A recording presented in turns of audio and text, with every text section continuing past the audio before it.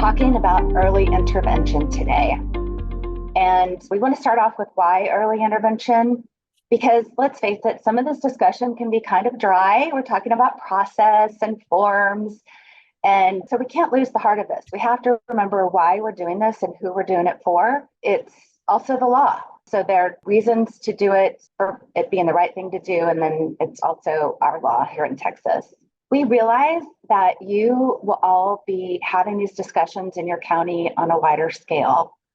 So we want to provide you some of the most recent stats. These are from NAMI. I know that I don't have to tell you all this, that you see this every day in your jails and in your courts.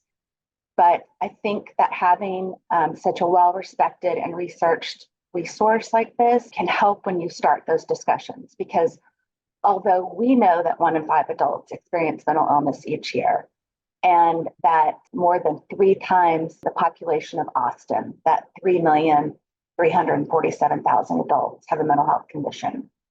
Well, we know some of those statistics, not everyone in your county does. So the statistic in the next slide that really jumped out at me is that the 2 in 5 adults in jail or prison have a history of mental illness in adults, and 7 in 10 in youth.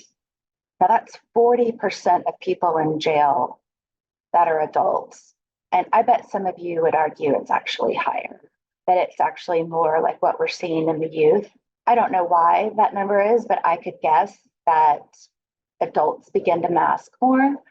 Adults with intellectual and developmental disability, we know, learn how to hide that disability, and there's still a lot of stigma in our society. So a lot of people are ashamed of this and feel like they are going to be treated differently in a negative way, and don't realize that when we are trying to screen people coming into our jails, that we're trying to help them and we're trying to make sure they get the care that they need. This is the worst case scenario. We're going to start here. And this is from a report done by the Texas Jail Project and the University of Texas School of Law Civil Rights Clinic. And so these are devastating facts. This is an older report from 2016 or 17, I believe, but the faces and their stories haven't changed that much from what we still see in our jails. When I look at some of these faces, I am shocked that some of these people died from not getting their anxiety medication. I really would not have guessed that someone could have that severe of a withdrawal. We know that if you are not properly detoxed from alcoholism or from alcohol, that can be fatal. And then some are dying by suicide. That's what we all fear, and that's what we want to prevent, even though it's very difficult. And I know that none of the people in these counties wanted this outcome, ever thought it would happen to them. I think it's important for us to look at the faces of the people that we've lost, that they had lives outside of our jails and outside of our systems, that they're people. They have families and loved ones and dreams and hopes. And it is our duty to do our very best for these folks coming in. I don't want to go into this discussion worried about the worst outcome. I think we all know that it's there. I'd like to switch gears and think about when you have gone that extra mile for someone and you've trusted that this is someone that has a mental illness, that has an intellectual disability, and you have gone that extra mile and received a positive outcome, how that feels. I want to start the conversation there. I've heard amazing stories, Judge Nelson telling a lot of them. Judge Nelson, this might have been someone in one of your jails, but I remember hearing a story of a very big guy who could look very physically intimidating, but had the mental capacity of a younger child. And instead of treating him harshly out of fear of his strength, they found that what this man really needed was crayons in the coloring book and comfort. Was that someone in your jail, Judge Nelson? It wasn't. I'm glad to hear that someone thought of giving him crayons and a coloring book, though. I wish that was someone that I had known at our jail. Yeah, Well, I know you've done creative things like that, and I know everyone on this call has used creativity and thinking outside the box when it comes to our people in the jail with mental illness and IDD. Even trying to get people to take medication. I've heard wonderful stories about talking about, what do you really want? Do you want a sandwich? Like trying to meet their needs and make them feel safe, and then have a discussion about medication, rather than assuming that it's always going to be a very aggressive situation. So again, we're starting with our sequential intercept model. Everything at the commission, we try to work around this model. If you're not familiar, it is just a model developed about 25 years ago by the Policy Research Associates. And it is a way to see how someone with mental illness travels through our criminal justice system. I think it's an excellent model to divide up the discussion to see where you fit in. When you sit down with your community and you do a SIM mapping, most of you will know that you walk through these different intercepts to see the earliest point where you can intercept someone. And in the county mental health law plan, we are trying to really dig into those intercepts 2 and 3, because so much of the SIM mapping discussion happens around prevention, and it should. But we have found that in those SIM mappings, we really don't have time to get into the legal process. And we want to make sure that our house is clean, that we are not contributing to the problem, that the system is not a barrier to people being diverted away from the criminal justice system. So just a few points around the Intercept 1. I don't know if all of you are familiar with CCP 1623A. It is not a law that has a lot of teeth, but it definitely codifies and documents the spirit of what we're trying to do. That we are directing law enforcement to divert when appropriate. There are carve-outs that a treatment center must be available. It must be reasonable. The offense is non-violent misdemeanor, and that mental health or substance use is suspected. But this is a great starting point if you are sitting down to talk with law enforcement. And I think it's an important point for the counties to look around today and see who is missing from your team from this discussion, because this is just our jumping off point. You're going to want to talk with law enforcement and make sure that they are on board with this. And I'll give a shout out to our podcast. We have a JCMH podcast that you can find wherever you find podcasts. And we have a recent interview with one of our participants in the county mental health law plan, Sergeant Sean Edwards in Burleson County.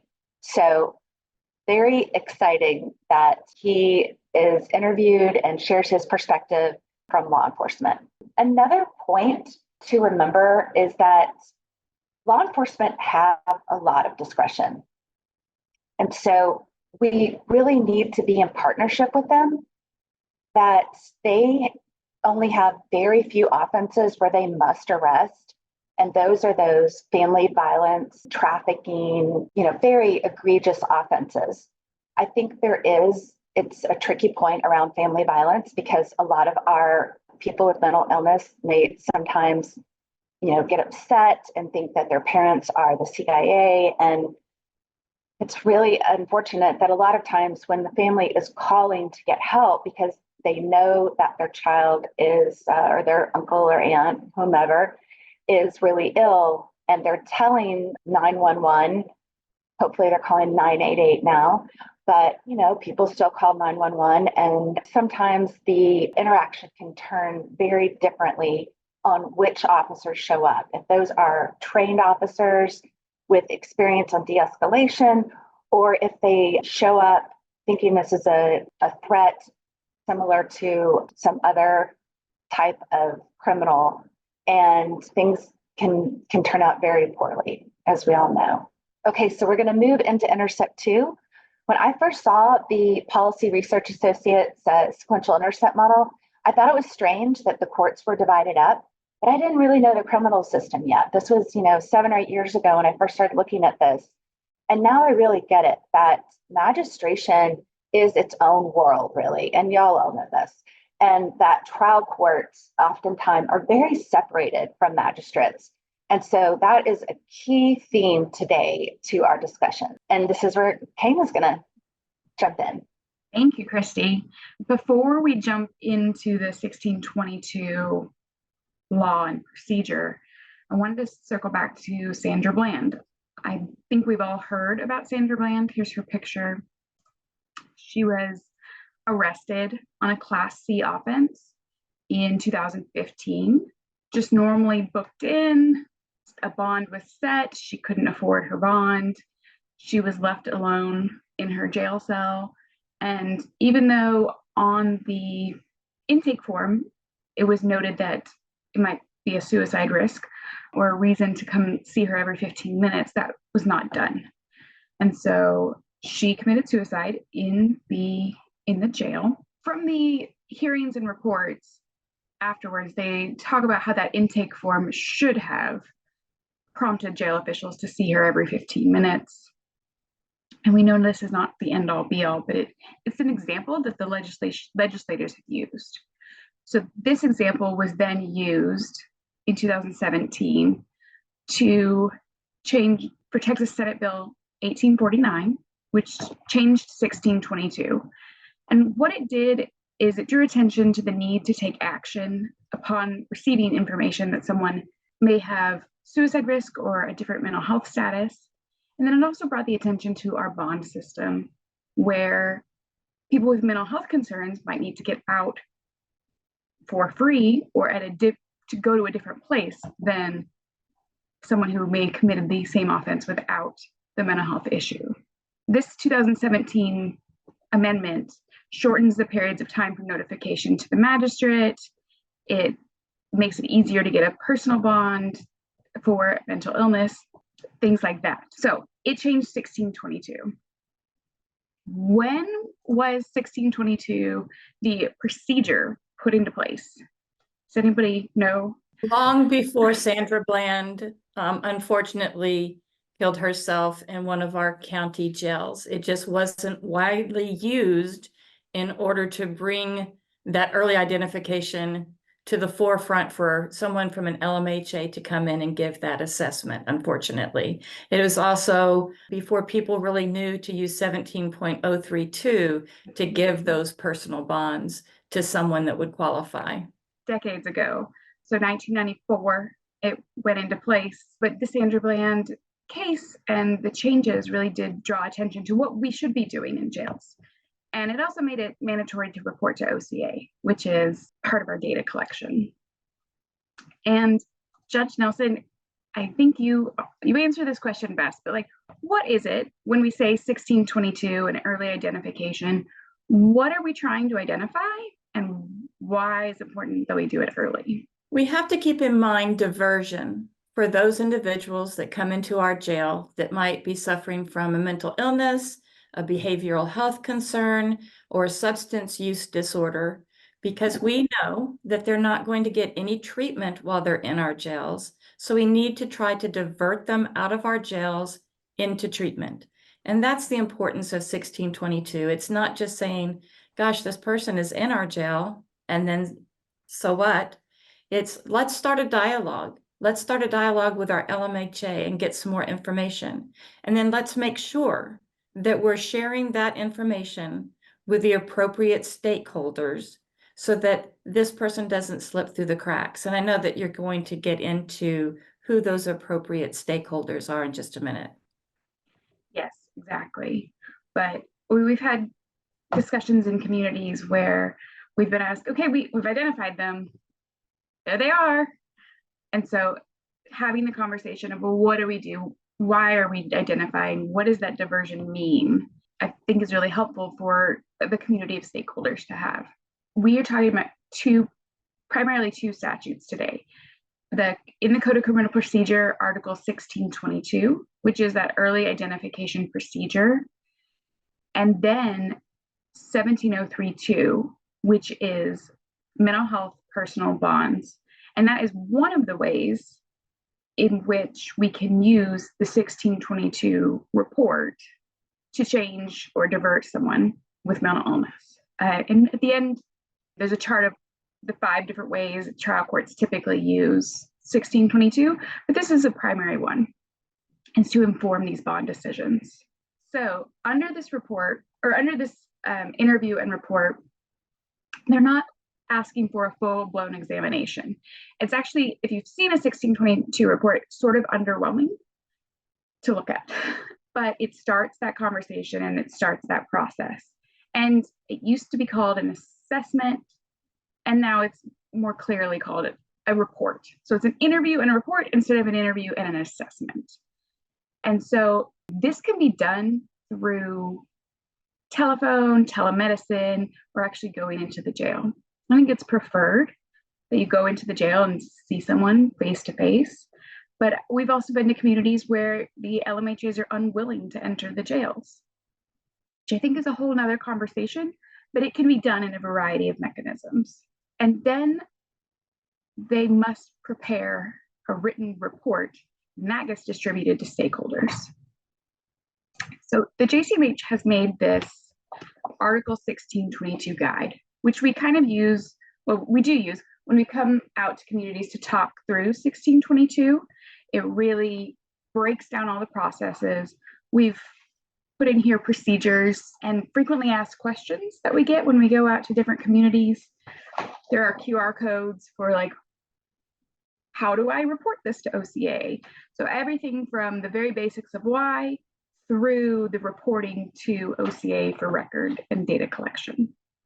And we'll put this, the link to this, it's on our website. We'll put it in the email when we send it out at the end, the follow-up email. But there's a step-by-step guide in here. And so we're going to kind of go through that a little bit today as we get further in. So when we're looking at the 1622 process, we're going to skip those first early intercepts and pretend that the 1623, as Christy talked about, didn't occur, the diversion somewhere else, and they came straight into jail. They were booked into jail, and they are arrested on any offense. So it used to not apply to Class C misdemeanors, but now the magistrate can divert and do 1622 for Class Cs as well. It's discretionary, but it applies to any offense. That was a 2023 legislative change. So when the person arrives at the jail, you're immediately doing intake. What's happening? What did I learn? What did law enforcement learn? Did they tell the jailers anything? Did they learn anything from witnesses on the scene? And if the jailers are seeing things for themselves, or they are getting information from those officers, the rule is now at 12 hours of discovering this credible information. They need to notify the magistrate. So this can come from any source. So that can be mom calling up saying, his medicine's at home, how do I do that? Well, that's a trigger for, there could be another issue here. Or the officer told you something, or I'm seeing on the checklist when I mark you in that this person might have suicidal tendencies. All those are triggers for the jailers. So education of our jailers and our law enforcement on just what to look for is important just for this first initial step. What signs and symptoms are you actually looking for?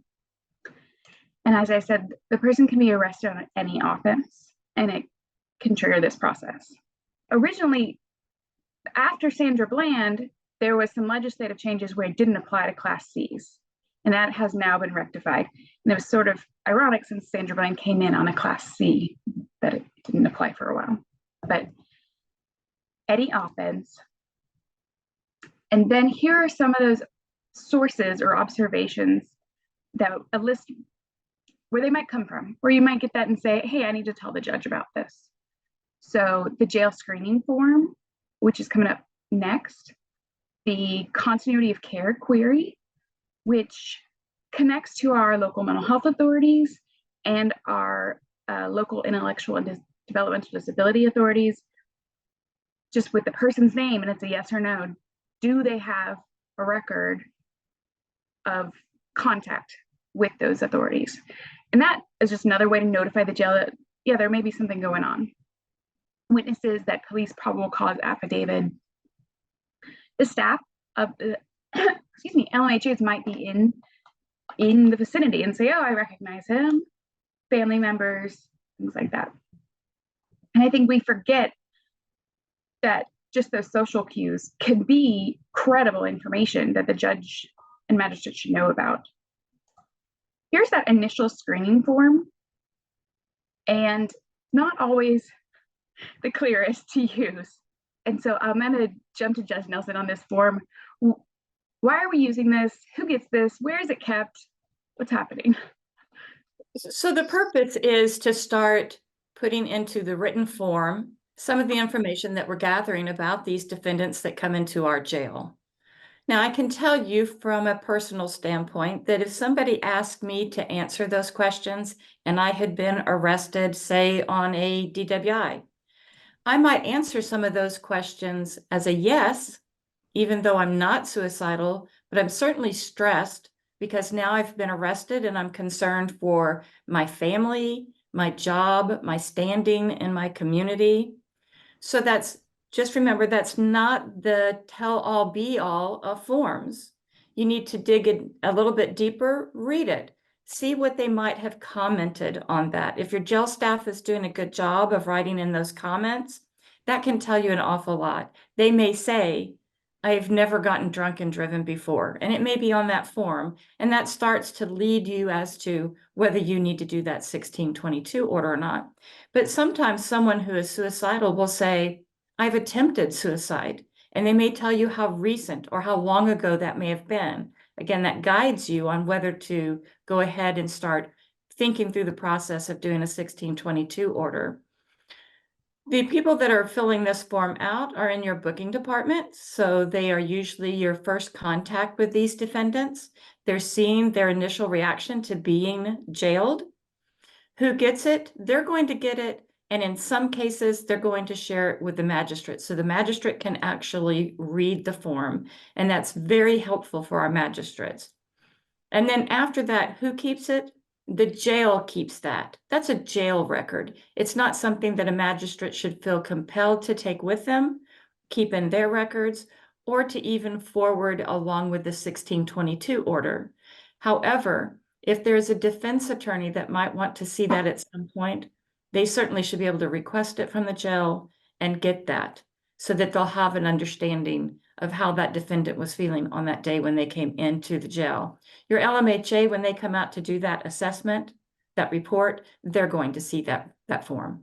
And on the next slide here, I've kind of highlighted some important places for our jailers to look that might trigger if yes, notify someone above your pay grade is how I like to explain it. Judge Nelson, will you explain why there's a question about if you've ever been told you have learning problems?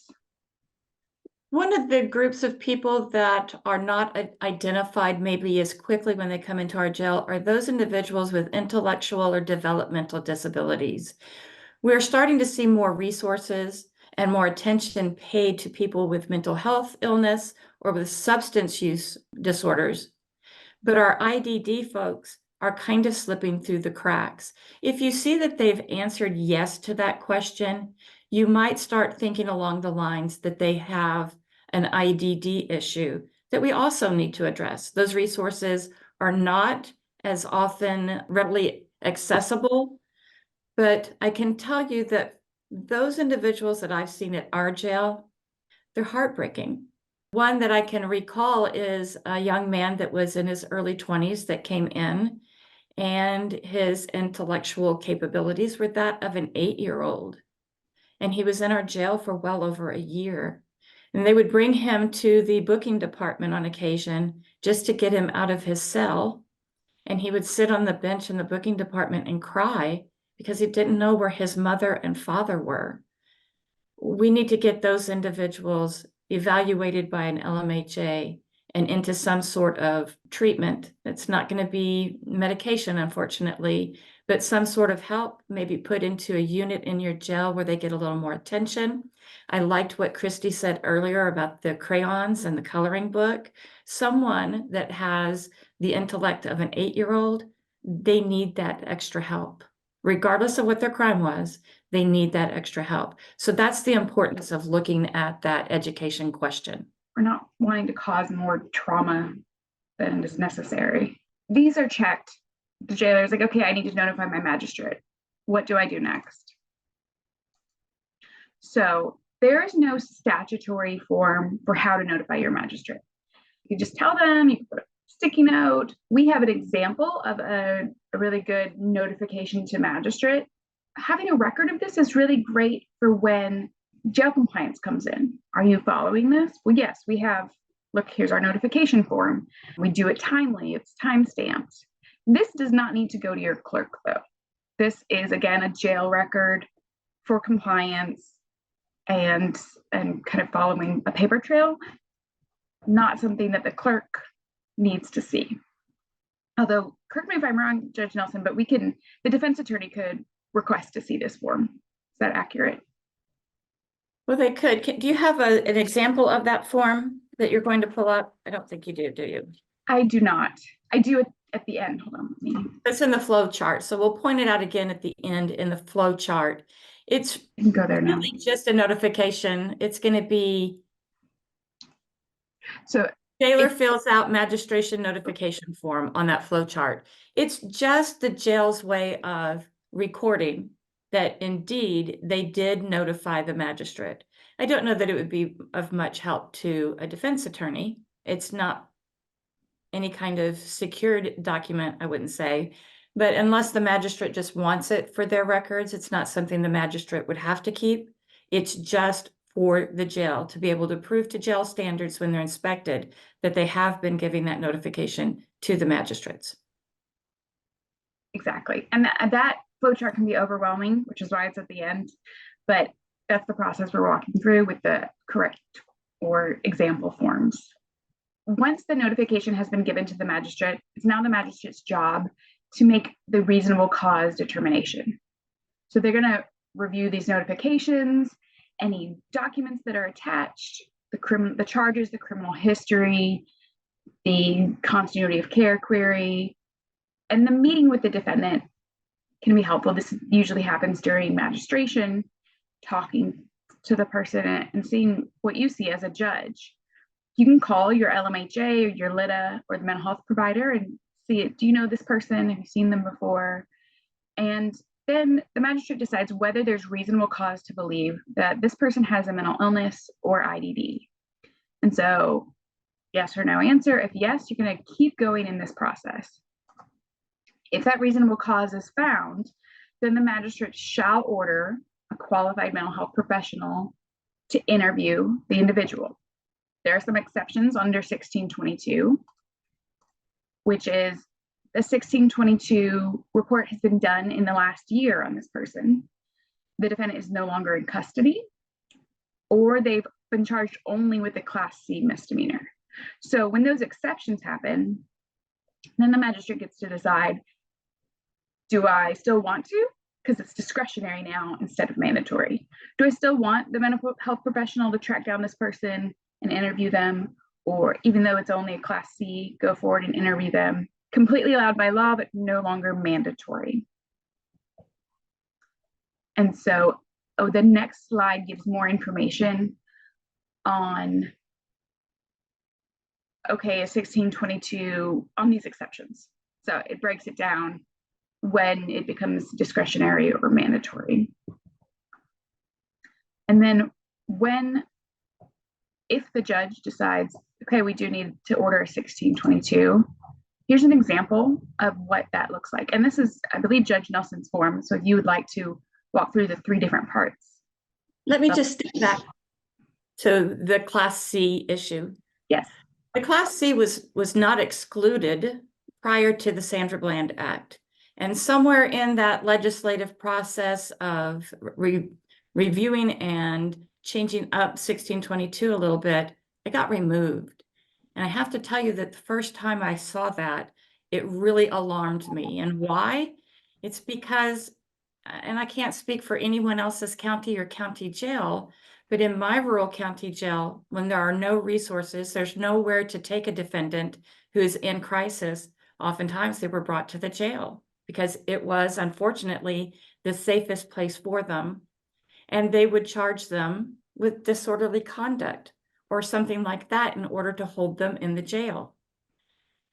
And that happened time and time again with the same individual, as a family member might have trouble with them as they may be interacting in the community. And to ignore them when they're in a crisis and they need treatment just didn't seem right. If they're coming into our jail, basically for a mental health issue, let's get them the treatment that they need. They shouldn't be ignored, return to our community, and we just wait for them to reoffend and come back to see us again. And so it was important to me to have Class Cs put back into 1622 to make sure that those people aren't lost in this shuffle. So now onto this form. It's very simple. And the way that this form was set up is there are 3 steps really to the 1622 order. So the first one is the magistrate is going to notify the LMHA or the LITA, whoever is performing these reports, doing these reports at the jail. So that first page is information to inform them and ask them to come to the jail to do this assessment. When they finish doing the assessment, the second page, that certification of compliance to the magistrate, it's just their way to transmit that form back to you, that report back to you. And then at that point is when the magistrate needs to start sending it out to the important stakeholders. It's important that our prosecutors see that we have someone in jail that may need special bond conditions or special consideration for a personal bond. Of course, it's very important for an attorney for the defendant to know that their new client, the new defendant, is in the jail, and they may need to get out and visit them at that jail right away, and they need to start formulating a plan. And that plan may include diversion that the LMHA has come up with. So let's start working on that plan to get them out of the jail and into a treatment program so that we can get them better and they can also help with their defense. The trial court needs to know because the trial court's going to be seeing this individual. They need to be kept in the loop all the way through in case there are special conditions, special diversions that the trial judge may want to be part of with the prosecutor and the defense. Our sheriff, he needs to know what's been found out about this person we suspected might have a mental illness. Now we know that they have a special condition that we need to be paying close attention to for the purposes of housing them within the jail. Do they need to be in a special unit so that they can get more attention? Do they need to be on 15-minute checks? So you need to give the sheriff, of course, that heads up. And then if you do have a bond or a pretrial services office, they need to know because they're going to help you keep track of this individual along with your LMHA to make sure that they're complying with whatever conditions of bond you have, because we want them to stay on a path to diversion. We want them to stay in compliance. And the more people you have eyes on, I think the better outcome will be. Thank you. Yeah, I completely agree. And on this form, this is not a statutorily required form. So this is the example from Vernon County. The certifications are not statutorily required, but I think they're so incredibly helpful to follow the law. Have I sent them to the appropriate parties? So the next phase, after ordering the 1622 interview to occur, the interview happens. So what does that look like? As we talked about before, the person from the LMHA typically can come into the jail in person, through telephone, or through telemedicine medical service or provider. Now, not all counties is it the LMHA that goes in. Some of these LMHAs cover 39 counties. And so it can be contracted through other entities. And so that interview, then there's a statutory form from Takumi that shows what information needs to be gathered. And this is typically the form that gets filled out and sent back to the magistrate as the report. However, counties have taken that information from that form and put them into their own forms. So this is an example form from Bluebonnet Trails. They use it on an iPad and they can click the buttons. And it has all those same questions, but it is expanded and in a helpful format. Judge Nelson, I believe you interact with this form frequently. Yes, it was just a simplified version of the Takumi form. It was the questions that Bluebonnet thought were important to relay those answers to the magistrate for quick identification, and then quickly determine what treatment plan is available right here, right now, and also what might be done in the future. So it helped guide those 17032 decisions. Exactly. And the Takumi form does the same thing. However, I find it a little more tricky to read, but I think it's based on your magistrate and your LMHA. So that report is that form that was filled out. It is sent to the magistrate judge. I'm going to send this on to Christy. It's a detour onto communication and sending those forms around. Thank you, Kayma and Judge Nelson. So we have a great question in the chat. Someone has asked, has there been any research to see what impacts the mental health flags are having on release rates from jails? I think the answer is yes, anecdotally, no, with hard data, because we are not collecting good data around 1622 right now.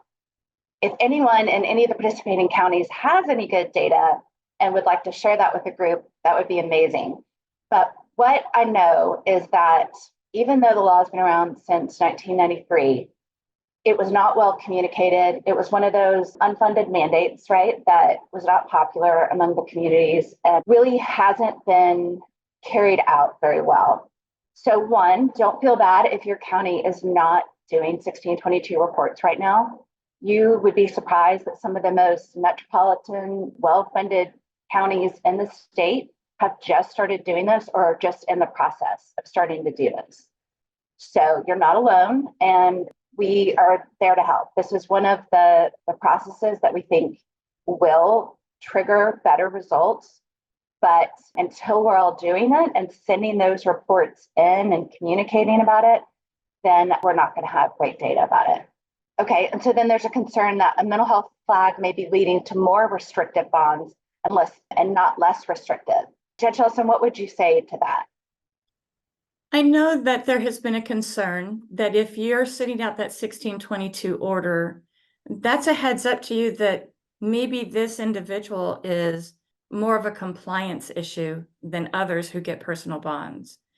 But if you're working with your LMHA and you have a treatment plan and you feel confident in your LMHA in helping to provide that treatment to that defendant, then I would say you should be less restrictive. You want them to get help. Sometimes they've never been directed to any treatment plan, and now they're thankful that there's going to be an option for them to get better. So I don't think that you should be more restrictive of someone.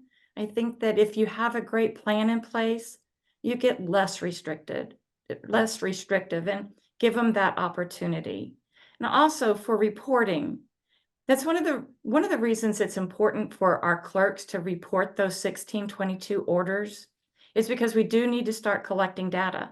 How many orders are there out there? And then we need to start collecting data on how many 17032 personal bonds have been given so that we can start to see what the correlation is between the order and the bonds. And then we need to start collecting some data on individuals who might violate those conditions of bond so that we don't have to worry about how restrictive we need to be on giving those personal bonds. Thank you, Judge. I agree. And we have in just a couple of slides a more robust discussion of the kinds of conditions that work well in those 17032 mental health bonds. Okay, so we're going to talk a minute about communication. This is a check to see who is still with us and awake. If you look at the bottom of your Zoom screen, you should see reactions, and there's a raise hand. Raise your hand if you have ever been told by a partner organization that they cannot share information with you because of HIPAA. Yes, the hands are being raised. So we hear this quite often, that it is sort of a blanket excuse to not collaborate and communicate. And, HIPAA is a federal law. It's important. It has valid reasons behind it, but it has been, in my opinion, overused, overstated, overblown. And sometimes when we are not very familiar with HIPAA, we just cling to it and say, HIPAA, can't talk to you, sorry. So Texas is really unusual that we have a carve out. I have not found a lot of other states that have this. So in the health and safety code, if you don't know this, bookmark it and go find it. Not that it'll solve all your problems. You can only lead a horse to water, but I do think it can help in your discussion. And then when we come to your county, if this is a problem, we can really highlight this point, that there is an information sharing law.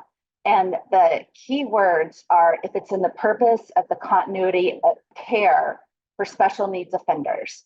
And so that includes people who have criminal charges pending, and those also after conviction or adjudication are in custody for any form of supervision. This applies to youth and to adults. And a lot of people don't know about it, that it isn't a suggestion, it's a must. And we'll go to the long list of agencies in a minute, but it says an agency must accept information relating to a special needs offender or a juvenile with mental impairment that is sent to the agency to serve the purposes of continuity of care. And it says regardless of whether that state makes that information confidential. So you're not only required to accept information, you're required to disclose information under those same circumstances.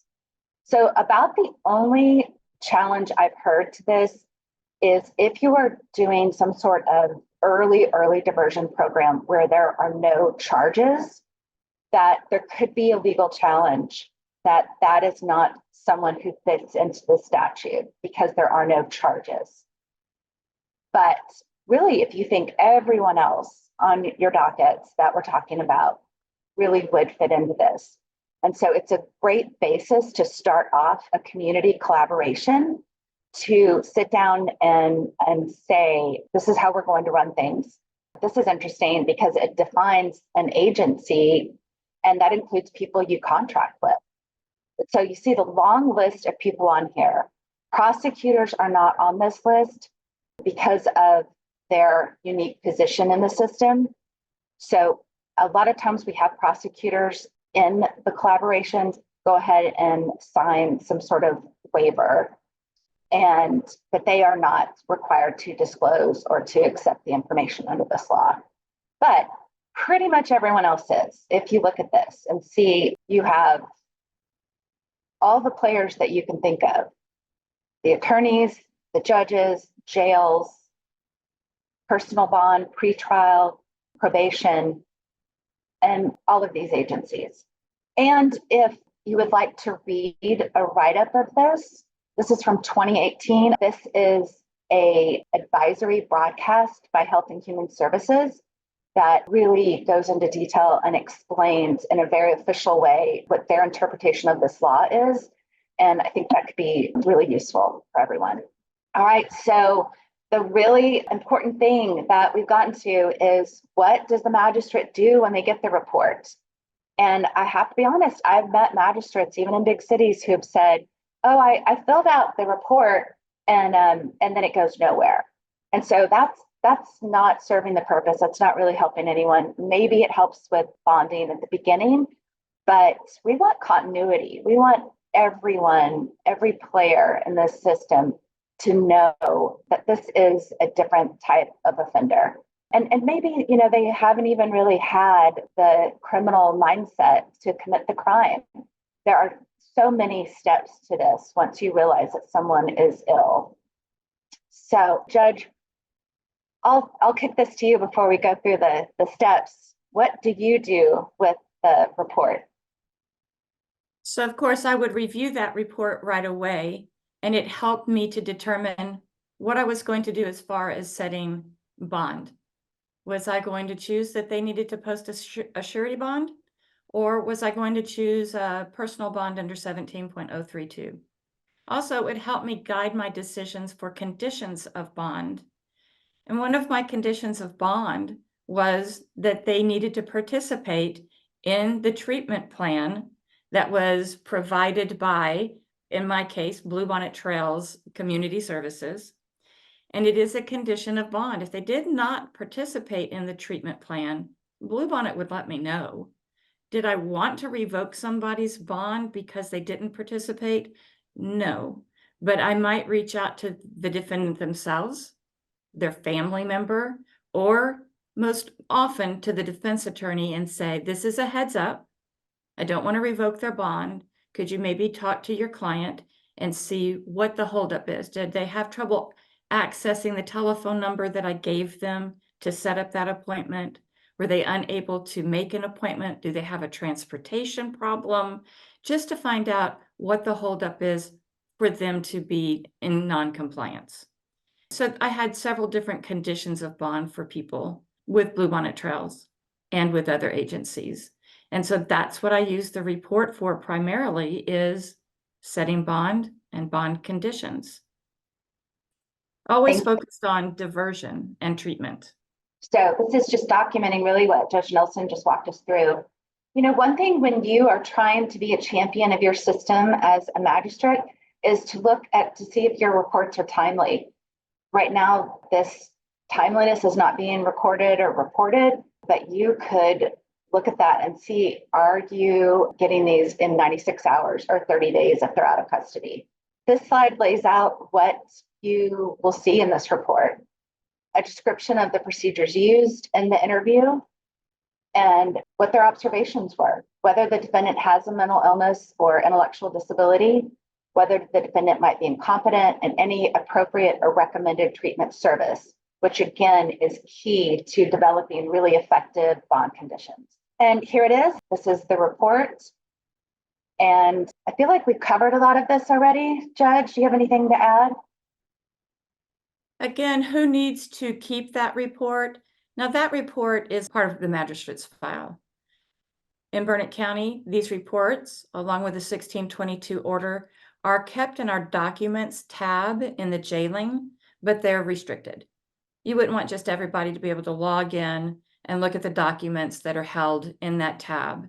And so they are restricted. As far as physically keeping the copy, the physical copy of that stayed in my files and my files only. And that's such a great point. We have found this from county to county that the law had a bit of a gap, that it didn't anticipate that every county would have to develop a system for holding on to these reports until you had a trial court. Okay, so again, this is more of what's really important in that report is the appropriate or recommended treatment services. Christy, if I can say, a lot of the LMHA I've talked to say that they're afraid to write this in. They're afraid to tell the judge what to do. And so having that open line of communication of like, actually, I want you to tell me what you recommend can be really helpful. And it's mandatory in the form, so you can ask for it. Yeah, I bet our magistrates and judges in the room can attest to wanting that partnership and that advice, that they feel qualified to be the person recommending the treatment. It's so important to, if you're a magistrate and you've never met anyone from your LMHA, because maybe they're doing these assessments by telemed, it's important for you to meet the individuals that are responding to your 1622 order. You need to know them. They need to know you. You need to know that you can trust each other, because they are your partner in trying to come up with these plans, with these diversions, and to help you set those bond conditions. Again, we want to divert as many of these people out of our jail as possible. If they're there on a non-violent crime, holding them in our county jails is not going to do anything to improve their state of mind or even their physical condition. Get to know the folks at your LMHA. It's important. Reach out. I told some friends of mine that are JPs the other day, if you don't know them, set up a lunch if you can. Ask the executive director to point you in the direction of those folks that are going to interact with you and your jail. Have a little lunch with them, get to know each other. It's really important, and you'll be glad that you did. Yeah, talk about being a champion. Judge Nelson joined the board of her local mental health authority. So you really get to know and be a part of what's happening there. So it's an excellent model. Okay, so as we were talking about, the really important part is the connection between the magistration and the other parties that need to know about this. So your defense counsel, prosecutors, trial court, sheriff, and personal bond office. So you can imagine when you are doing magistration, a lot of times you don't have defense counsel yet. You don't have a trial court set yet. So you have to develop a system to keep that report and to have, those sort of reminders to make sure that you are revisiting it when it's ready to be sent over. And we've seen this done in different ways. Some counties have handled this by filing that magistrate's report with their district and county clerks, and then the clerks are sending it on. And I think Judge Nelson is a fan of leaving it with the magistrate and developing a system with the magistrate to be responsible for making sure that these get to the places that they need to go. And just to be clear, there's not a process in place with OCA for the magistrate to be reporting these 1622s. It's still with the courts, and it's important that we are reporting them, not only for what is happening right then and there with that defendant, but also you have to think ahead to future grant funding opportunities that may be tied to the number of 1622 orders that you're doing. If you're not tracking them, you may not have the information that you need to ask for one of those really important grants that have to do with jail diversion. Such a great point. And I would add to that a legislative change that the smart person who asked the question before, like, do we have proof that these flags are helping improve outcomes? No, we don't have the data. So if we are going to the legislature, which is happening through our judicial council every session, and asking for more funding for court systems and judges and improvements to the system, it really helps if we have that data to show how hard you are all working to make these laws beneficial. And then we have a comment in the chat that's from a magistrate judge who says the few times that we've received one of these 1622 reports without a recommendation that Kama was referring to earlier, this judge contacted her local mental health authority, had them correct the issue before sending it to the appropriate parties. She's saying this is not only important for the magistrate, but also for all the other parties. Okay, so why do they need to know? If you think about this, defense counsel, how important would this be? And how few of you that are on this call have ever received these reports? I am married to a defense attorney, and we had interesting discussions when I early on started learning about these and talking about, like, well, how many 1622 reports do you work into your strategy? And he had no idea what I was talking about because, like I said, it really hasn't been happening. I think from every person that is required by law to receive these, it is to increase the personalized treatment, to make the treatment count.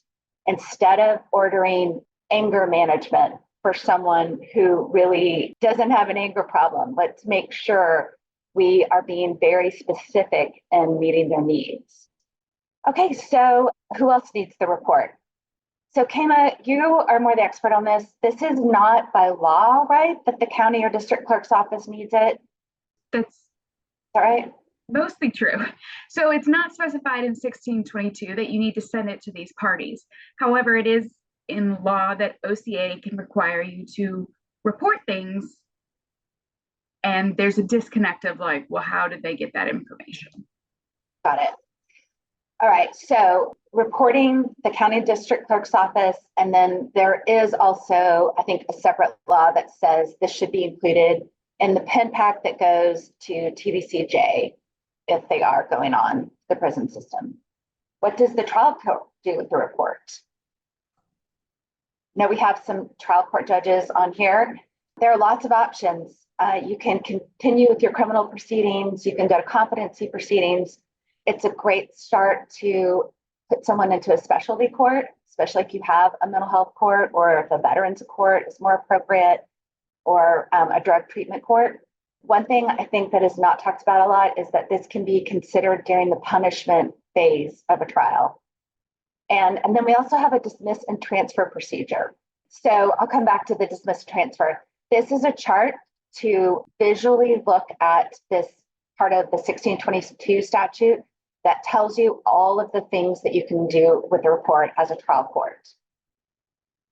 So we like the charts, some people don't, but it is helpful when you are trying to get into the weeds of all of this. We have this for you, and we'll definitely send these slides out after this meeting. And these are only the statutorily mandate or statutory ones. There are other things you can do with the report that are not in statute. True. Okay, so right when the Judicial Commission was being formed, I got to see some leaders who are now on the commission create this law. So for another law that was in the books for a long time, that Professor Shannon, law professor at Texas Tech, he was familiar with a law that was in the Health and Safety Code, that you could release a defendant with mental illness or IDD on bail and transfer the defendant over by court order to a probate court for court-ordered outpatient mental health services, or a court with probate jurisdiction. It wasn't well known. You could see again the disconnect between criminal court judges not really knowing that this exists out there in the Health and Safety Code. So these JCMH leaders codified this and created a roadmap for it in 1622. So the qualifiers, the offense cannot involve an act or attempt or threat of serious bodily injury to another person. It's not well known, but I have heard some courts doing this, and it's interesting in courts with general jurisdiction that they may have both of these dockets, and they could have the power themselves to move it from a criminal docket over to a probate docket. All right, and then what does the clerk's office do with the report? Hopefully they're recording it. They include it in their case file and recording, and then they use the report to give the information to the Office of Court Administration. In that 1622 guide that we are going to provide in the email after this, or it's on our website, we lay out in pages 15 through 17 exactly where those requirements come from. And, again, not an entirely easy process. I'll tell you, Bexar County has told us that their district court was all electronic and their county court was paper. And so they had to create two entirely different systems to manage this and to secure the confidentiality about who should be seeing it. But they've done it, and they're proud of it. And so they are definitely someone that will answer questions. And for a role model, I would direct you to Judge Nelson in Burnett County. Okay, this is the overwhelming chart we talked about earlier, but I really like this. Kama did this. I had a vision of wanting to be able to get a glimpse of which form goes with each step in the process. And so she created this beautiful chart that you can check yourself because there are so many forms and steps. And we've also seen other counties take this chart and make it your own. If your process is slightly different and you want to have a specific chart for your county that exactly matches your process, we can give you the model that you can edit. Let's talk a little bit more about the mental health bonds quickly, and then we want to reserve a few minutes at the end of our 90 minutes to open up to any questions. And please, any questions you have, let's just pop them in along the way. Thanks. So yeah, we'll go through this sort of quickly. Mental health bonds are under 17032. The mental health personal bonds, we call them PR, but they're not really PR. Personal bond of certain defendants with mental illness or intellectual disability. And now we have this cute little, what do people think they are? The get out of jail free card. And then what are they actually? There are get out of jail free card to get personalized conditions, mandating treatment for what is happening in that person's life with mental illness or IDD, and ensuring the person returns to court for the safety of the community and potentially any victims. So there are specialized conditions, and I believe Judge Nelson has, in the 1622 guide, has her possible conditions, the document in there, so you can kind of see what they're choosing from in Burnett County. So these can be used to release someone directly into inpatient services, go directly from jail to an inpatient service, into the community to get services, or other circumstances as they arise. I've heard of these being used when someone is in crisis to go to the emergency room and then get released back into the community with still having conditions, but you're stabilized. There's a variety of ways that people can use these, magistrates can use them. Judge, do you want to chime in? I know that you've used them in creative ways.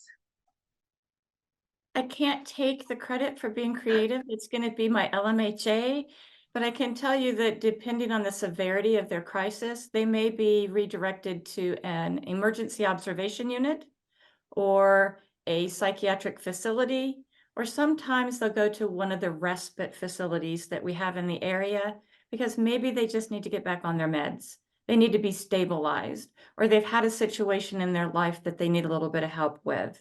And then a lot of times after either or any of those, then they'll be put on a plan to get them services directly in the community with the local mental health authority at their local clinic. It may be a substance use program. And one of the things I want people to realize is that so many people now have co-occurring diagnoses because either they were a substance abuser and now have developed a mental illness, or they had a mental illness and they were self-treating themselves with illegal drugs. It doesn't matter, but there are great intensive outpatient programs for people who have substance use disorders. And so a lot of times we can get them stabilized and into one of those programs. The success rate can be pretty phenomenal. These mental health bonds are required under 17032 in certain situations. So unless good cause is shown, there shall be a personal bond so long as the defendant is not charged with the violent offense.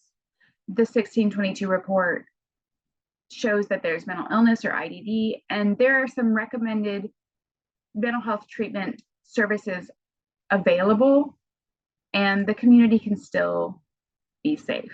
So I'm going to go back to this unless it's a violent offense. 1 minute. So in the statute, in 1703, which is the personal bond non-mental health, there's a list of what are violent offenses. These were expanded 2 legislative sessions ago, Senate Bill 6. And then this past legislative session, there is now a carve out for the mental health bond, mental health personal bond under the regular personal bond. So the list of violent offenses are different between the 2 lists. So when you're doing a mental health personal bond, you refer to the 17032 list of violent offenses. It's not a lot of differences. They're small ones, but they are different. And I think there's specific occasions where this arises where we need to take note that they're allowed to be released. I think the specific one that we talk about is in hospitals and there's an assault. The levels of assault are different if you can be released or not, which is a very complex issue. But just take note that they are different. The definition there is different. These conditions of release require treatment unless good cause is shown and other reasonably necessary conditions. And like I said before, in the 1622 guide, we use Judge Nelson's list of conditions that she typically uses are in this on page 29. And so you can go through and check what conditions are Burnett County using and go from there. And like we talked about earlier, these don't have to be extremely restrictive. They just need to be personalized so that this person gets help and still comes to court. Anything to add to that, Judge Nelson, before I move on to the benefits of it? Just keep in mind that the conditions of bond that I developed over years of doing magistration, I did those in consultation with my community supervision and corrections department, with my prosecutors, sometimes with my defense attorneys who said, I tell my client they need to do this, but they won't. Would you put it in as a condition of bond? And by the time they get to court, they'll have received some treatment. I mean, oddly enough, that was a request. And so those have just grown over the years. Some people may not agree with them, but they have worked well here. We are asked sometimes, why do I release someone on a mental health personal bond, especially if it's a misdemeanor? Like, let's just do the jail docket, get them in and out.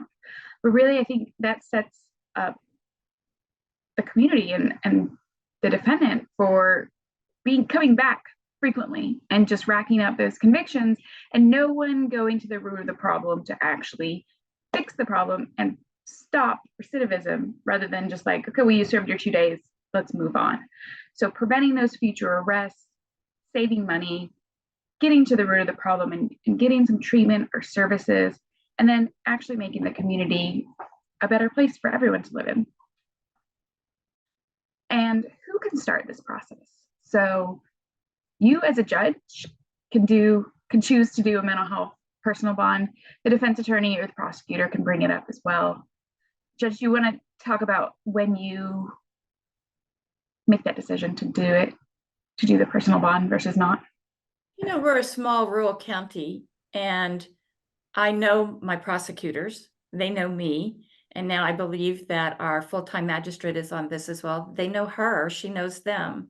And we know what we all are expecting of each other, not to go over a line. Don't cross a line, but certainly use common sense, and we trust each other and we keep in contact. That's an important part of this, is that you keep in touch with your LMHA to make sure that they are in compliance. We don't want them hurting themselves. We don't want them hurting others in the community. So communication is key between all of the parties.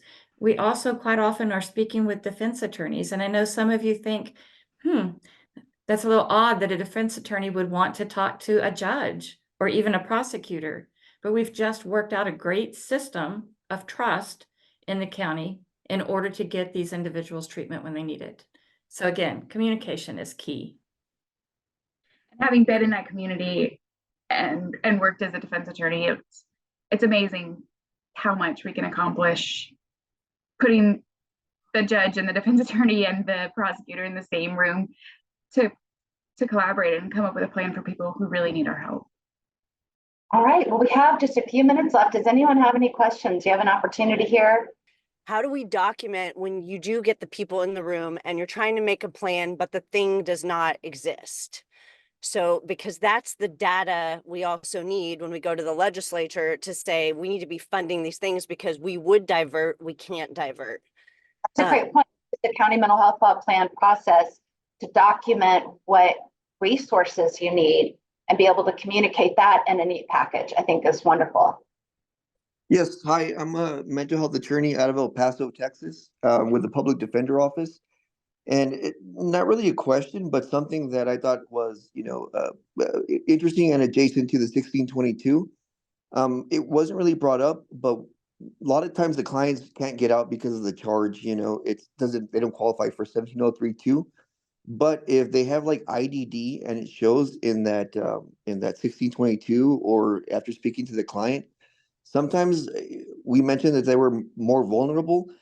If they're in like a pod with other, maybe a pod with like gangsters of a certain type, a lot of times I've spoken to guards before and they get duped easily and they end up joining gangs because there's some kind of like they're like love bombed in a sense where they start giving them little like presents from commissary or just showing them attention and like love, so to speak. And what ends up happening is they end up joining a gang that they probably wouldn't have joined. And when I asked the guard about this, it happened to one of my clients. He said, "Oh yes, they prey on them the most because they're the most vulnerable, and they don't ask questions.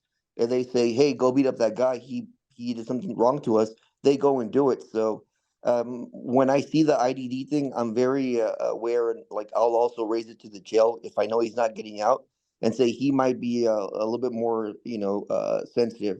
So if they can either move him to a different area or something. But it's something that, I thought was related to 1622 and useful for this conversation.